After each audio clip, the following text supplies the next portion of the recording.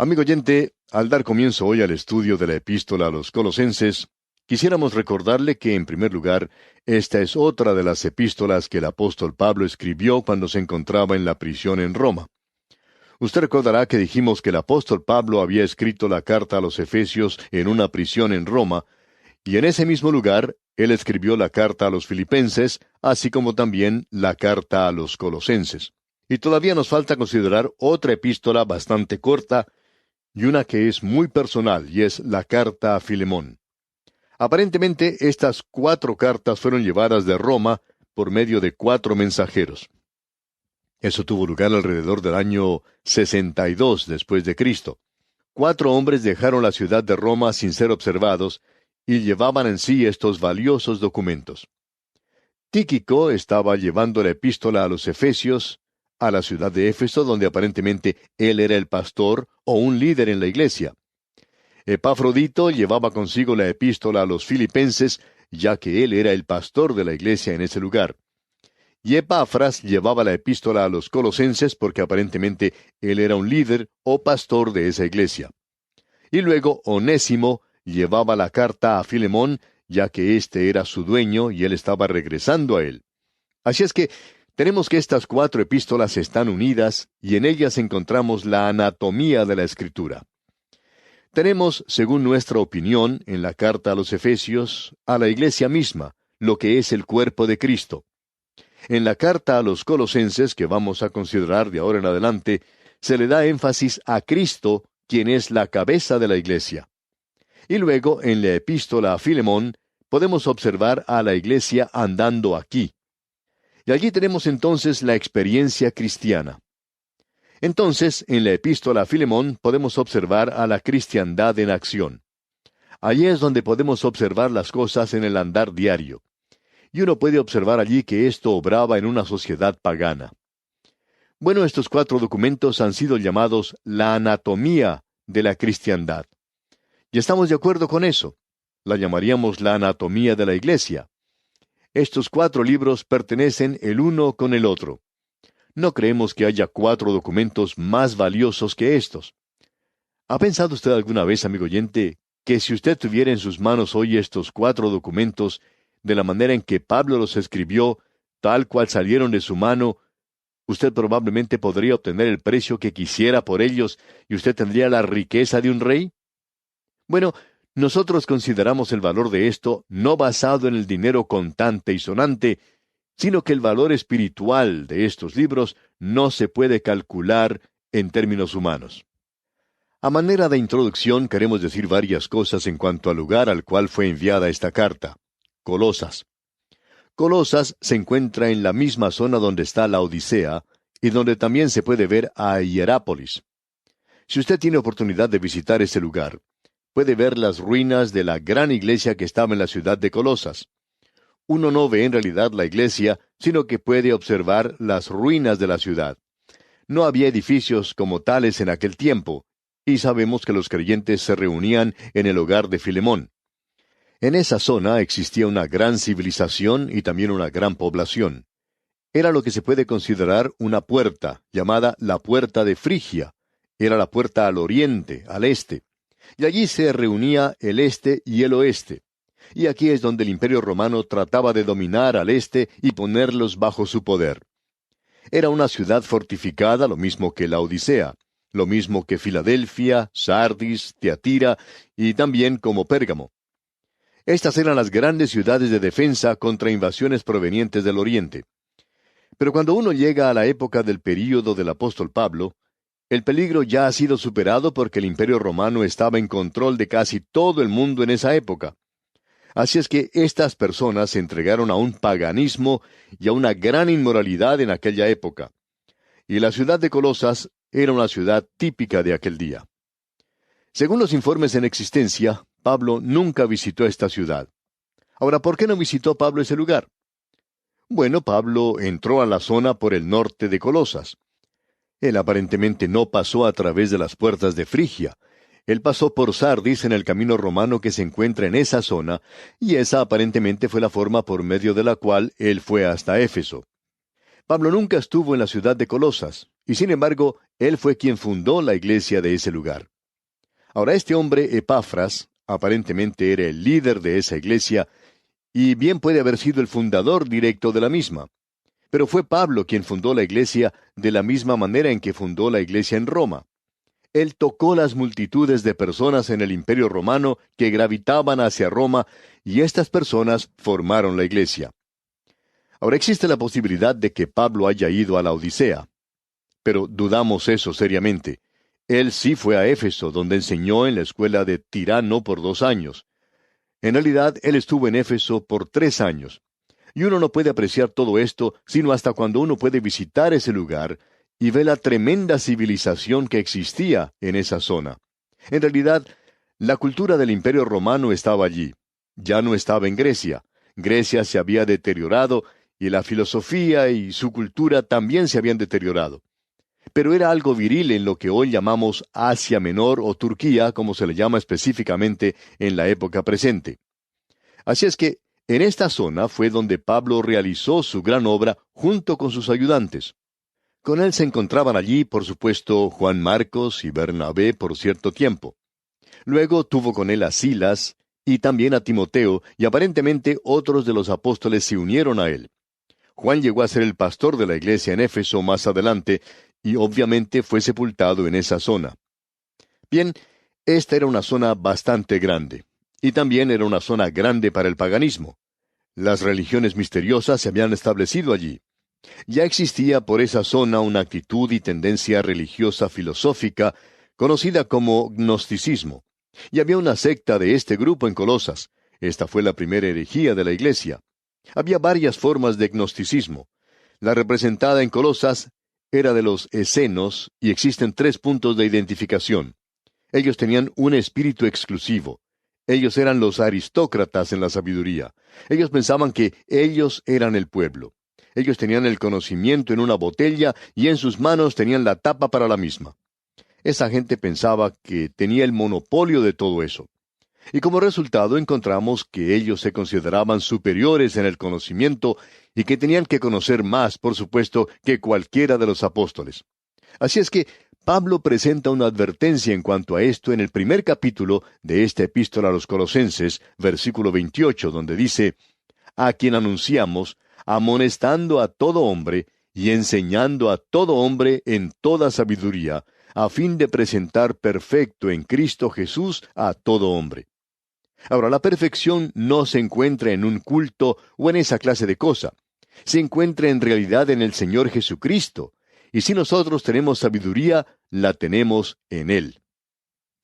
El segundo punto en cuanto a los gnósticos de esa zona, los escenos, es que ellos tenían dogmas especulativos en cuanto a la creación. Decían que Dios no creó en realidad el universo directamente, sino que Él creó a una criatura, quien a su vez creó otra criatura, y que esa criatura creó otra criatura, y que Cristo era una de las criaturas en esa larga serie de la creación. Y eso era lo que se conoció en la filosofía panteísta griega como demiurge. Quizá usted haya oído mencionar esto con anterioridad. Y luego existe otra señal que identifica a este grupo. Sus prácticas éticas eran el ascetismo. Ellos estaban influenciados por el estoicismo griego y también por un libertinaje sexual proveniente de los epicúreos griegos. Ellos eran también panteístas. Amigo oyente, siempre existe el peligro de que el cristianismo se congele en cierta forma. Tiene un ritual. Eso ha ocurrido en muchas zonas, en muchas iglesias. No es otra cosa sino simplemente un rito o una forma. Y esto es todo lo que uno hace. Luego, por otro lado, tenemos el otro exceso. Siempre existe el peligro de que se va a evaporar en una filosofía. Y todo lo que uno tiene entonces es nada más que una filosofía. Cierto hombre preguntó en una ocasión a un pastor: ¿qué teoría de inspiración mantiene usted? Y el pastor le respondió: no tenemos ninguna teoría de inspiración. Mantenemos simplemente que la palabra de Dios dice que es la revelación de Dios, y eso es lo que creemos. Y eso no es ninguna teoría. Ahora hay ciertas teorías de inspiración, y este es otro peligro.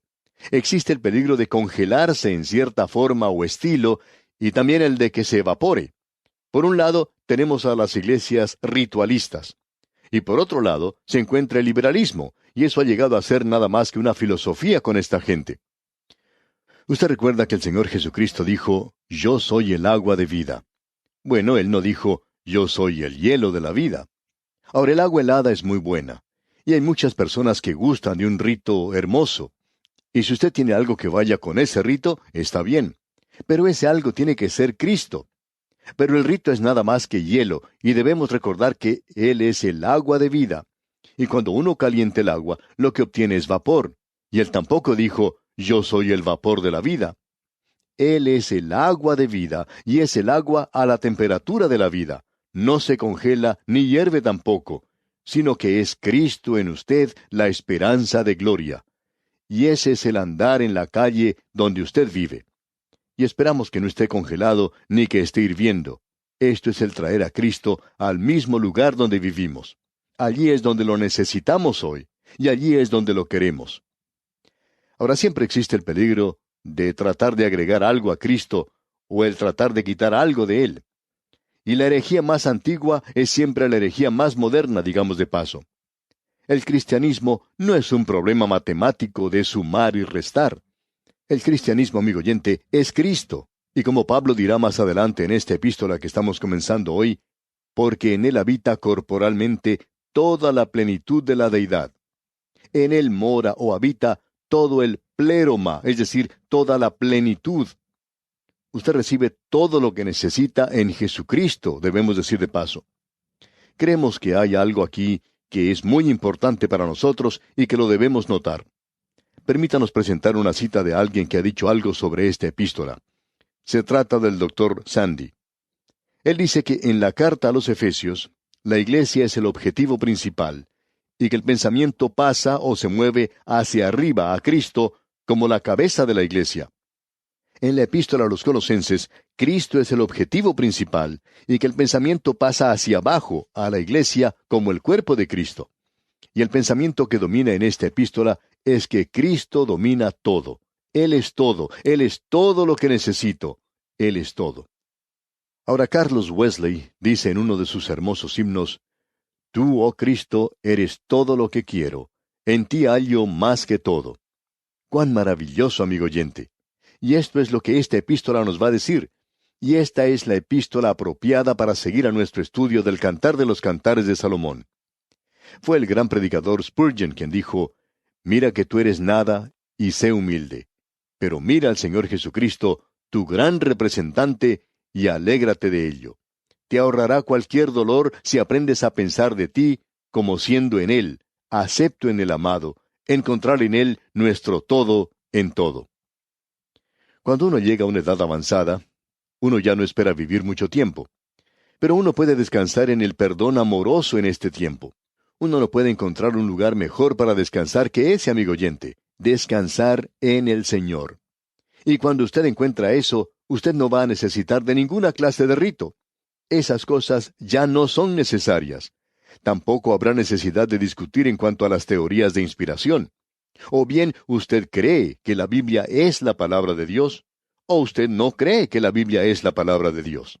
Dejemos de lado este llamado análisis intelectual que tenemos en la actualidad. Eso no sirve para nada, amigo oyente. Y tiene mucho más valor el que seamos nosotros mismos una persona genuina, real, con lo malo que esto puede ser, que el tratar de ser la imitación de otra persona. Es necesario que seamos nosotros mismos en la actualidad y dejar de tratar de ser algo que en realidad no somos. Recuerde, amigo oyente, que Él está alimentando a sus ovejas y no a las jirafas. Esta es una epístola maravillosa en la cual estamos entrando hoy. Y creemos que lo mejor sería ahora mismo llegar por lo menos al umbral de esta epístola y dar comienzo a ese primer estudio que tenemos hoy. Quizá lo mejor sería que observáramos un poco el bosquejo de esta epístola. Esta epístola se divide, como lo hacen todas las epístolas de Pablo, en una sección que es doctrinal y una sección que es práctica. En la sección de doctrina tenemos los primeros 2 capítulos. En esa primera sección leemos que Cristo es la plenitud, el pléroma de Dios. En Cristo nosotros somos hechos completos. Bien, ahora veremos las divisiones que entran aquí. Luego tenemos la sección práctica, donde vemos a Cristo, la plenitud de Dios, derramado, vertido en la vida a través de los creyentes. Y aquí es donde nosotros necesitamos traer ese frasco de alabastro lleno de ungüento. Bien, observemos lo que dice la introducción de esta epístola, lo que comprende los primeros 8 versículos. Y en los primeros 2 versículos del capítulo 1 leemos: Pablo, apóstol de Jesucristo por la voluntad de Dios, y el hermano Timoteo, a los santos y fieles hermanos en Cristo que están en Colosas, gracia y paz sean a vosotros, de Dios nuestro Padre y del Señor Jesucristo. De seguro que usted reconoce que esta introducción es algo familiar. Ya la hemos visto en 2 o 3 oportunidades en las epístolas de Pablo. Él no se aparta mucho de eso. Sin embargo, necesitamos prestar atención a lo que aquí se dice en cada oportunidad en que la leamos. No vamos a entrar en mucho detalle. Pablo se llama a sí mismo apóstol de Jesucristo, y siempre dice, por la voluntad de Dios. Pablo, amigo oyente, estaba en la voluntad de Dios cuando él era un apóstol. Y la pregunta importante que nosotros nos debemos hacer hoy es, ¿estamos nosotros en la voluntad de Dios cuando estamos sirviendo a Cristo? ¿Está usted, amigo oyente, seguro que se encuentra en el lugar apropiado? ¿Está seguro que está haciendo la cosa apropiada? Creemos que cada creyente es llamado a actuar en el cuerpo de los creyentes, y es importante el actuar de la forma apropiada. Tenemos demasiadas personas haciendo cosas hoy que no deberían estar haciendo. Esas personas piensan, tengo que ocuparme en hacer algo similar a lo que el hermano fulano de tal está haciendo. Amigo oyente, con toda certeza que nuestros dones son distintos. Todos nosotros tenemos dones distintos. Y creemos que vamos a actuar, vamos a funcionar un poco diferente. Pero debemos estar actuando. Y es maravilloso poder ver que este hombre Pablo, es un apóstol por la voluntad de Dios. Fue Dios quien le hizo a él un apóstol. Ahora, ¿le puso Dios a usted, amigo oyente, en el lugar donde se encuentra? Quizá en los negocios. Amigo oyente, cuando usted está en la voluntad de Dios, sentirá una profunda satisfacción. Luego Pablo sigue diciendo aquí en su introducción, a los santos y fieles hermanos. Ahora, ¿quiénes son los fieles hermanos? Bueno, son los creyentes. Los santos y los fieles hermanos son lo mismo. Pablo no está hablando aquí de dos grupos diferentes de personas. Nosotros no somos santos por lo que hacemos, sino debido a nuestra posición. Esa palabra quiere decir separados para Dios. A aquellos, pues, que han sido separados para Dios y que son creyentes, y estos son los mismos, a esos es a quien se está refiriendo Pablo. Ellos están en Cristo, esa es su posición, pero están ubicados en Colosas. Y lo importante, amigo oyente, no es dónde usted está, sino en quién está usted. Eso es lo que verdaderamente importa. Bien, amigo oyente, vamos a detenernos aquí por hoy. Dios mediante, continuaremos con nuestro estudio de este capítulo 1 de la Epístola a los Colosenses en nuestro próximo programa, y como lo hacemos con frecuencia, le sugerimos que usted lea el resto de este capítulo 1 para que se familiarice con lo que Pablo expone en esta porción y esté así mejor preparado para nuestro próximo estudio. Que las bendiciones del Señor desciendan sobre usted es nuestra ferviente oración.